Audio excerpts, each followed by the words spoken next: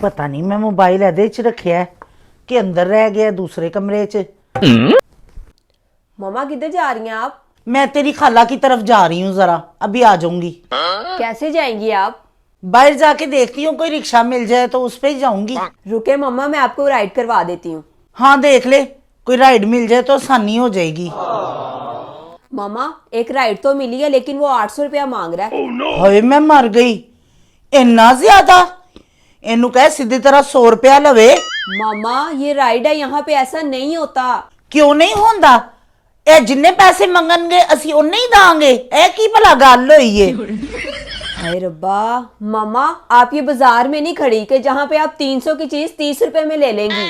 तू ओनू एक बारी कह ते सही कि मेरी मामा कह रही है कि मैं सिर्फ 100 रुपया दूंगी। मम्मा आप गाड़ी पे जाएंगी और आपको पता है ना गाड़ी का किराया ज्यादा होता है। आए हाय ते केड़ा फर्क पैंदा है? देख ना ए गड्डी है ते की हो गया, रिक्शा भी ते गड्डी दी तरह होंदा है, रिक्शा भी चारों पासों बंद होंदा है। रिक्शा वाला 100 रुपया लेंदा है ते ए 800 का दा मंगन डे है। एक तो मम्मा आप हर चीज में बार्गेनिंग क्यों शुरू कर देती हैं? अच्छा चल ठीक है, फिर एनू कह के 150 रुपया कर ले। अच्छा मम्मा आप ऐसा करें रिक्शे पे ही चली जाए। अच्छा मैं तो रिक्शे ते चली जावांगी, पहले भी मैं रिक्शे ते ही जा रही सा, मन तू ही रोकिया सी। अच्छा मेरी गाल सुन, ओनू पूछ ले 200 ले लेगा। मम्मा आप जाएं प्लीज, आप चली जाएं। अच्छा ठीक है, खबरदार आज तो बाद मैनू राइडा शाइडा ना किया।